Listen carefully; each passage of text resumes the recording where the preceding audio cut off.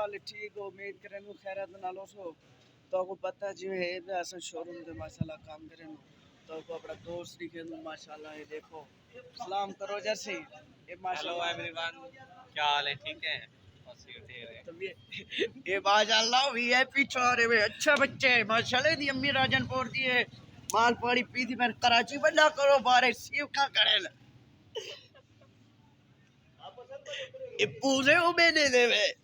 ना आई ना गई बारी बार गई बीमार माशाल्लाह होने खड़े खड़े में सीधा खड़े में ओ चेक में जो बगैर लेटर दे बगैर लेटर दे बगैर कापी दे तेरे पूरे पाकिस्तान है कहीं लगी से 2 नंबर बंदे दिल यार ठीक हो तबीयत ठीक हो दुआ करे तो दाला पीती पे या गोश्त पीती पे ये तो कमेंटेड है क्या खाती पे आजकल सर्दी का मौसम आ गए